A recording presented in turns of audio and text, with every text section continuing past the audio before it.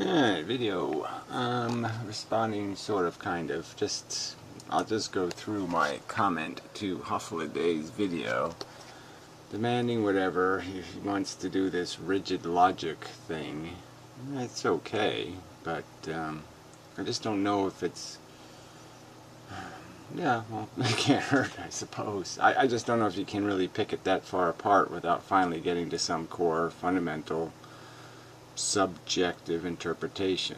And that's probably where the disagreement lies, is in this subjective definition of what a good is. And, or how powerful a good is, even. And I just don't know if it's something you could explain in words, I mean, for me to say that there's no way I would force a kid to go through any kind of harm to justify some pleasure I was going to receive in life. It's, to me, the same thing as child molesting, right? I mean, if I'm accepting pain in another to have what I want, that's just all wrong and evil and bad. And yeah, that's the way life is, but the fact that that's the way it is doesn't mean it's acceptable. The fact that nature is nature and nature isn't God doesn't give nature a right to be an asshole. So regardless of why it is what it is not good enough. It's insufficiently efficient. Okay. So anyway, so this stupid Quinca guy, right? The guy who narked on Fred to his university because Fred made a video he didn't like, it wasn't tasteful enough.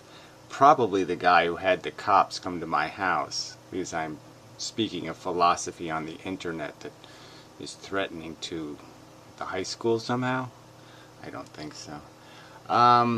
This is evil incarnate here, right? This asshole talks to these people like they're his friend. Hey, Hythloday, are you his friend, Hythloday? You can see that Emendum is already waffling on his talking points. How so? There's no proof of that here anywhere. There can be no comfort in a world of shit. And now he says there can be comfort. I don't know what that even means. When did I ever say there can be no comfort? What I can say is that you either find it acceptable or unacceptable. The fact that I can feel good for a few hours here and a few hours there is never a fact I disputed. I'm the guy who made the swimming videos, remember, asshole? Oh, that's right. He says life has no profit potential, so you should press him to give his definition of profit. Yes, I've already given my definition of profit. It's not complicated, okay? It's like creating a good, okay? You have to be serving some need above and beyond your own. You have to pay your expenses, so to speak, plus something, alright? And there's no plus something that life creates. Life merely manages the mess it makes. It doesn't manage any other mess. It doesn't create anything that needs to be created. And therefore it can't run anything called a profit. All it can do is try to be sufficiently efficient. And my argument is that it's not sufficiently efficient. It consumes more in consumables like gasoline, in energy, than it produces in valuable product. Oh, idiot. So he does a second one. But Gary, you are a negative state creator. No, you're the scary negative state creator. You're the guy who wants to go out and hurt people and harm people. You're a sadistic, scary, fucking, crazy bastard. Your icon is sort of demonstrating that. But anyway, so Trick also posted his stuff, but I found it a little convoluted, and yeah, I like mine better. Okay, so the simple premise is just converting Benatar a little bit. Okay, so instead of going with comparing the life condition to the unlife condition, it's just this more simple demonstration of the catch in the 22 here. So you got harm and suffering. So, these negative conscious sensations that we feel, that we put in the category of I do not want to do that again. So anything that falls into the category of an experience you would say, I'd rather not do that again, is the bad stuff. Now, preventing harm or suffering is good. So preventing you from having toothaches or getting hit by a car or having some other condition that you could, that the world could perfectly live without, that is not in any way a good suffering. One that doesn't, like, you could say, like, okay, somebody sprays for mosquitoes and you cough. Well, yes, your cough is an acceptable price to pay for protecting people from West Nile virus or some other kind of thing. So there's suffering that can be endured because it's a little bit of suffering and it prevents a lot of suffering. Yeah, but anyway, prevention of harm, suffering is good. So it's good to prevent the negative. Yeah, but good outside of preventing the negative, that's the tricky one. Well, anyway, comfort, pleasure is good. Okay, it equals, equal sign, same thing. Good mostly because it replaces harm, suffering. So in most cases, when you take away some sort of negative thing, like poverty or disease or whatever the negative thing is, this suffering causer, it's a good. People's state is elevated, they experience something called pleasure because they have satisfied their hunger, satisfied their desire, satisfied their need or their deprivation, given them a warm coat when it's cold, kind of thing. It's good when you do that. That's good. Plus. You've converted a negative into a plus. Alright. Prevention of comfort, pleasure does not equal bad. So this is another qualifier, but these are important qualifiers. Not bad if it creates no bad, harm, or suffering. So if I prevent something from having comfort or pleasure, and that something isn't going to feel deprivation or hunger or coldness, right? So if I prevent it from having a coat, but it doesn't need a coat because it's not cold, then I haven't done anything bad. Nothing bad took place because something doesn't have a need satisfied. Okay, something that doesn't have a need doesn't need its needs satisfied. So in that circumstance, preventing comfort or pleasure isn't a bad. Now whether there is some sort of pleasure that goes beyond that, that needs to happen outside of the individual who needs it, that there's some need external to the individual and their needs being met, if there's some pleasure that can exist outside of the individual's need for pleasure, then you have a conversation. But I'm arguing there is no need outside of the individual's need. Okay, observations. So these are just added weight to these statements. Most good, okay, appears to be created by removing a bad or negative state.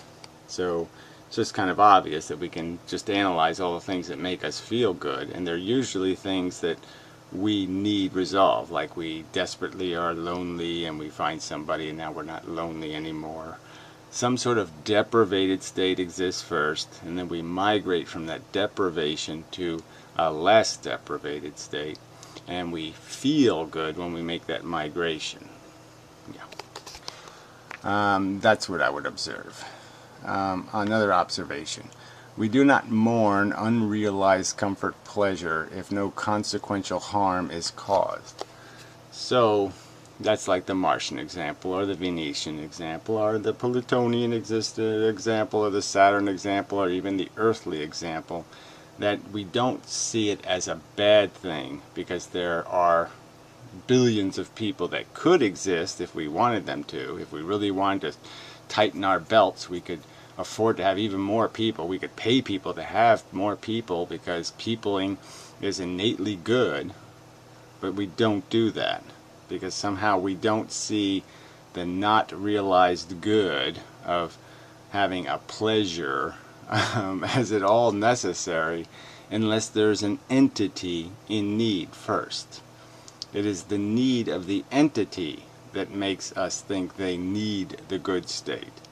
if they don't exist, we don't mourn the absence of their having fun. Yeah. Alright, conclusion. Good outside of harm removal is an illusion. There you go. And I'll go into that further. I'll read some more comments. But yeah, generally speaking, the good is just removing a negative. So you have tensions and worries and concerns and all kinds of stuff wheeling about, even physical disabilities.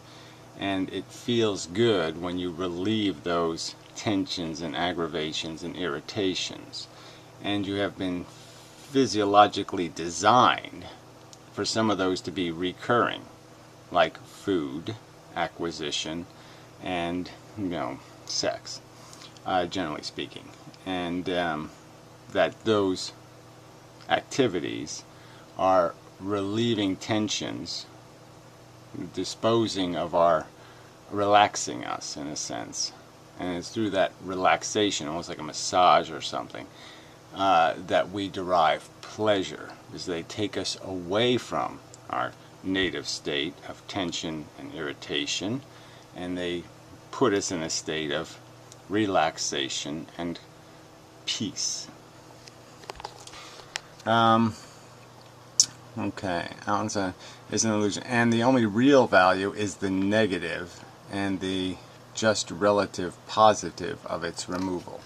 So what I'm saying there is that the only real thing is the negative. The negative comes first, and you make good, you make a positive by converting the negative, by eliminating the negative. I don't know how to artistically make it more obvious, but yes, the good is created by crossing out, you could almost say, the negative, and you create a positive. So you elevate the state of the negative. So if there was a graph here, the typical graph, when you're experiencing positive, you think you're going up in this direction.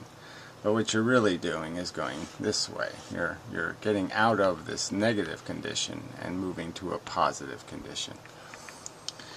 So I guess it goes that way or something, but whatever. It's not what you think. You're not really profiting. You're just losing less. And it's fun to lose less when all you know is losing. Life has no real profit. Another conclusion. Life has no real profit potential. So the point is all the chips are created by the disposition, the negative disposition that we are born into, the need state. That creates all the currency. And the game of life is basically trying to get all the currency back. Everything you lose by existing in terms of this creation of this negative, you're just trying to appease. And if you appease it successfully, you will be blissful and comfortable and satiated and all of that crap. But all you've really done is gotten yourself back to zero. You've just gotten rid of the harassments. Okay. Life has no real profit potential, as it can good, no bad, it did not create. So that's basically saying all the chips are made by existing. You create the negative by existing, and then you attempt to eliminate as much of that negative as possible and call yourself successful if you get some substantial percentage of it, even though you still lost. In fact, you just compare yourself to somebody who lost more, and then you say, I'm a winner because I didn't lose as bad as that guy. And that's the illusionary nature. You're not really winning, you're just losing less. Can only create the potential for uncorrected negatives. So that's all you can do by creating life, is create the potential to leave some negative on the table, some unresolved negative, some harm that you won't be able to undo or correct for. And all of that is the deficit you won't overcome. There's no positive to overcome that deficit with. No true positive. You can only have positives you use up by correcting another negative. some other negative exists in the world, you correct it, that creates a positive. But that positive cannot be used to compensate for some other negative. It's not going to undo somebody else's pain. Conclusion: better never to have been a negative state creator. So by existing, you create the potential for your consciousness to be in a negative state. By embracing or endorsing existence, you create an environment where people in substantially negative states for protracted periods of time will exist. And also the whole biosphere and all of that stuff, with all the other little animals getting squished in all kinds of horrific ways every day.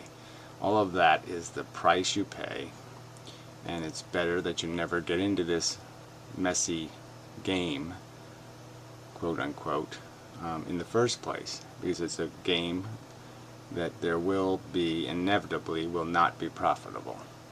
And you may squeak through, but there'll be a blood trail left behind. That's what'll be left in your wake. Maybe it should be pointed out in your wake. Alright, I guess it wasn't this video. I guess it's my other video that the spook commented on. So we'll go find that. Logged out. This fucking goddamn Google Plus bullshit. Yeah, response video. Yeah. Alright, so we'll go to the comments. Make sure we get all of them, maybe, possibly. Alright. So this Carla is such a douchebag. Really irritating. If there's no true good, but then there's also no true bad. No, that's not true, just as I've just explained. The negative comes first. It's obviously a good to remove a negative. The argument is whether there's any good outside of relieving a need. The need has to come first. Suffering is bad, but it is not a true bad. Whatever, I'm not gonna, I have no interest in arguing with people. I have personal experience. I know what suffering is. You're not gonna tell me it's not true bad, so fuck you. When you apply the same impossibly high standards that you have for good, serving a function in the universe, well, the standard is that the good has to be durable. It can't be the consequence of correcting a bad that didn't need to exist in the first place. You're still not getting it. It's not that complicated. But when you feel good by correcting a negative circumstance, that's the value of the good. It corrected the negative. The good is now being used up, correcting the negative. Jeez. Suffering is no objective dysfunction of the universe. Well, whatever. So, I mean, dysfunction has to do with whether when you apply a standard, okay? The standard is a rational standard. Quite obviously, there is no such thing as dysfunction in the universe until you apply a rational standard. That's what we are. We are rational. We can figure out that the universe doesn't have a brain. It therefore isn't capable of architecture. It isn't capable of doing things, engineering things correctly or efficiently. So it made a really, really, really inefficient machine called life form, conscious life form. I have dog scans and neutrino scars. I don't know what the hell that means, or whatever. However, you didn't say the earth has to be round to your ego to really be round. Yes, I do. It's not round to my ego, then it isn't round. Bestia. I don't know. I mean, these are just all this back and forth crap with this idiot. Otherwise, simply kill ourselves. See these stupid things here. Otherwise, we would simply kill ourselves, but we don't. Obviously, we are more complex than just ouch and pleasure. Obviously. There is this desire and addiction mechanism, and that makes us do things that may not be in our own interest. Many people acquire addictions that they know to be wrong or bad. They have insatiable appetites for doing things that are criminal and awful, and they do them because they can't overcome their desire. But they know what they're doing is not good. Alright, well, enough of that shithead. I'm not gonna bother with her crap. Alright, this one doesn't have the dust spook comment on it either. Okay, I gotta find the right video here. See if this is the one. Nope, this is the Hythloday71. Regarding Hythloday. Maybe this is it. Bleeding heart, that looks familiar. Yeah, okay. This might have hope. There's dust spook. Yeah, okay. So we'll read his comment. And we'll do the Carla one again just for the hell of it. The whole argument always seemed so stupid to me on an intuitive level, but I couldn't express why. Now I've got it. Reasoning about feelings is impossible. Well, that's stupid. I'm sorry. I mean, especially when the reasoning doesn't have to go any further than to say something very simple like having to chew your leg off in an earthquake is nasty. And having a cupcake on Sunday afternoon watching a rainbow is not nasty. There, not complicated. Therefore, no bad, therefore no good, etc. Complete hogwash. Well, that's not what anybody's saying. You're the hog and you're washy. You need washing. Yes, you're a hog and you need washing. No doubt you're a hog. I don't know what the fuck you are. Why don't you out yourself so we can see what kind of hideous monster you actually are, you selfish, nihilist, pig shit fucking piece of crap. I mean, you really should have the integrity to out your Jabba the Hutt disgusting self. Oh, this infamy guy is also an asshole of some large proportion. Clearly, we have some feelings towards things that don't exist. Where? We write books or make movies about various things that only exist in our imagination. Yes, but again, they exist because we created characters, okay? So they're perfectly, they are being virtual, they're virtual, but they're virtual in a very real way. So they're no longer just nothing. They're not just academic characters. Okay, they are characters completely contrived for the purpose of completely fooling our senses into, falling for it. We even fall for crap like this, little cartoon characters, because they have familiar voices, and we say, "Oh, I know that voice, and I know that," and so they become human to us. They become real things to us. And but yeah, we understand like an optical illusion that we're being fooled, but the fact is to us, they are real for the time we're watching them. It's real enough. Duh. Though some turn out to be possible in reality. We spend, that doesn't, so the fact that they're somehow possible in reality does not mean that you're going to sit there and say, "Oh, I wish Whammo the ant existed in reality," or whatever the fuck its name is. We spend some time searching other galaxies for lifetimes. No, we don't. You might spend time doing that shit, okay? It's a tiny percentage of the population who sits there and thinks that's even... If you put it on the ballot and they had to write down to spend the money, I don't think they'd spend it if they had to pay more taxes. 10 cents more taxes. We study the other planets of our solar system to see if life existed there. Yeah, so what? Out of curiosity, it's a pretty curious question. What's the chemistry in the rest of the universe doing? Yes, we want to know that. I don't think we want to find great white sharks on another planet. I mean, 4 billion years of evolution in the ocean. If we went to another planet, we found what's going on in the ocean on that planet, I don't think we'd sit there and say, "Oh, gee, isn't that charming as fuck?" I think we might say, "God damn, that's pretty ugly." We study other planets in our solar system to see if life existed there or if it is even possible. Yeah, and for a bunch of religious reasons. Okay, let's not pretend there are any good oh, I didn't realize there was so much of this tripe. Fuck. Damn. Alright, I'll try to get through it quicker. I mean, I'll do some of it, but I didn't realize it was all this. People do have the idea of wishing there, where their desire for something to exist which currently does not. I still don't know what harm entails. Obviously, when something breaks on us, we are harmed, and when we are deprived of certain biological necessities such as food, sleep, or waste disposal. What the hell? Typically people would also include emotional circle. Well, I'm not going to go through this. This is just obvious. I mean, what? Again, just sorry, if this is too complicated for you.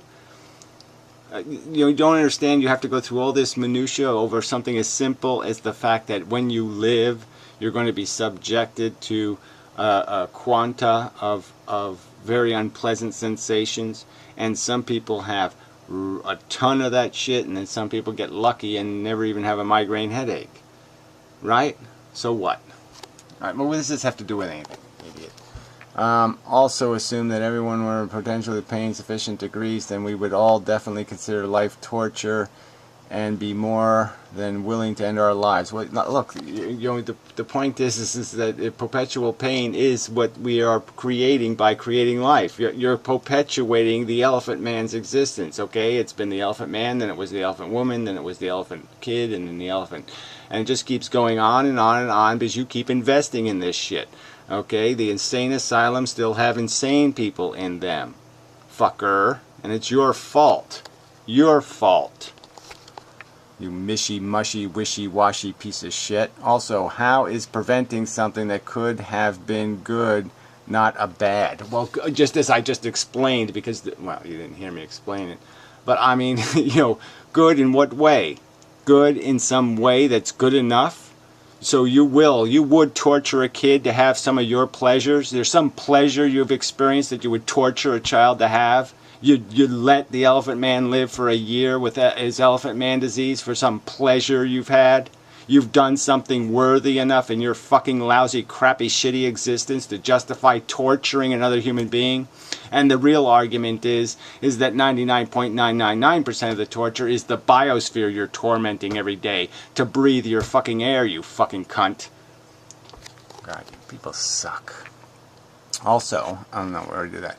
If I knowingly prevent a peer from getting a job promotion, even though the peer is still well off and would never know they are being considered for the promotion, haven't I done a wrong towards the individual? Well, that's not the subject either. And how is that evidence of anything? But again, the end result is practical ends, asshole. Once again, if somebody doesn't need something, then I guess you can steal it from them.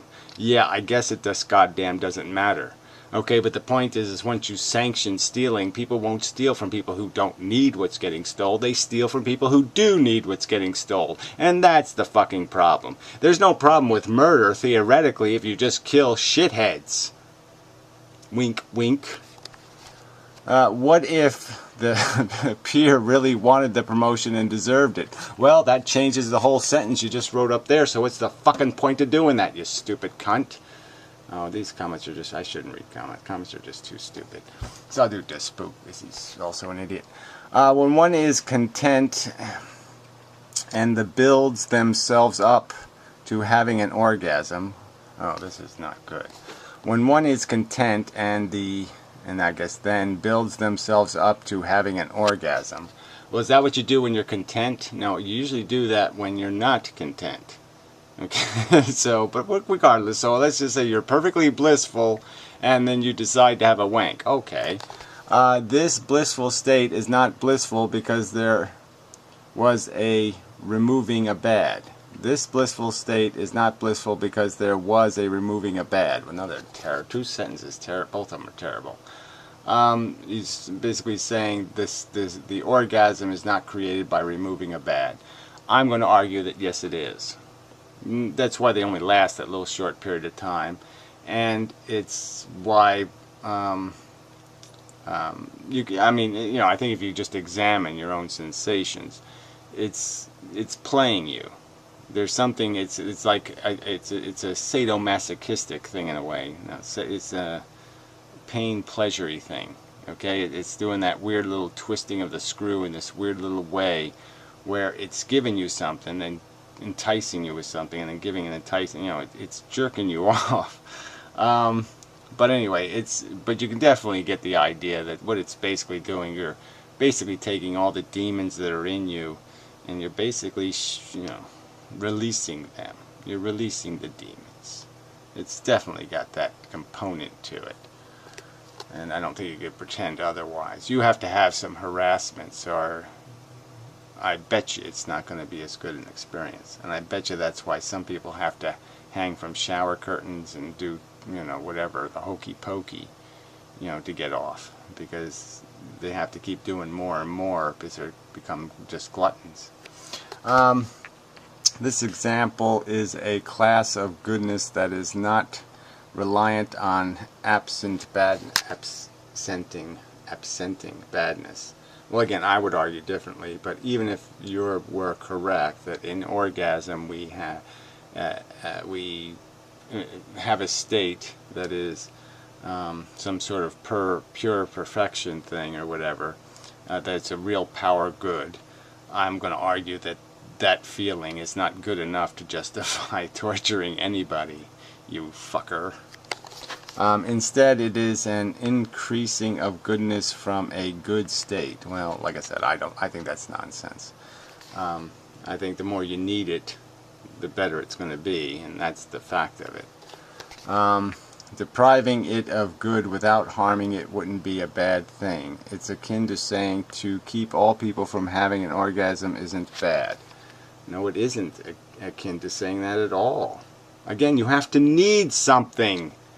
If you prevent people who need orgasms, okay, who are aroused and excited and need climaxes for some reason, then obviously you're depriving people of something they need. All right, so you're not even coming close to obeying the logic here, which is totally bunk. I have to put that in capitals. So who is really buying this bullshit? Well, I don't know. I mean, it's better than buying any of the bullshit you're selling, you crazy fucking UFO touting lunatoon. Yeah, fuck you. I mean, fuck you. Alright, I've made the arguments over and over again. You're challenging them with what? Orgasms are worth giving kids cancer. Oh, fuck you. It's funny that Gary will argue against the Drake equation, speculating about how many other planets might have intelligent life based on one example. Well, again, it's not one example, you jackass. It's no examples. You have absolutely no evidence besides one fucking circumstance, and therefore can't draw any conclusions about probability, and yet you just keep doing it. Because you're fucking goofballs and you all are desperate to find God somewhere. Namely our world, yet uses Drake's some types of logic when he refers to non-existers when we only have examples of existers. Well, again, if you have a winner in a lottery, it doesn't tell you what the odds of the lottery were. No, it could have been a 50-50 lottery, or it could have been a 50 trillion to 1 lottery. Yet he continues to say that there is a prevention of bad when clearly there are beings to be talked about in the first place. I don't even know what that means. I mean, if one wants to talk about non-existers in a sort of... Yeah, we're talking about non-existers just like we're talking about, like, if you're going to have a car and you're going to talk about not having accidents. Okay, the truth is there will be accidents. If you can reduce the number of accidents, that's a conversation worth having. Is it not, asshole? Yes, it is. In a sort of fictional sense, then one can attribute any aspect to them. Well, I'm not attributing any aspect to them. I'm attributing the same common aspects that exist right now, you stupid fuck. Replace Gary Bennett's third premise with the presence of harm is good if no one exists to experience the presence as a good. Huh? The presence of harm is good if no one exists to experience the presence as a good. I can't make any sense out of that. Any conditional as it relates to non-existence is applicable. Well, I don't know. I don't understand that. It doesn't make any sense. So sorry, I don't see how that's a logical challenge at all. It doesn't make any. It's a nonsensical statement. The presence of harm is good if no one exists to experience the presence as a good. It doesn't make any sense. Sorry.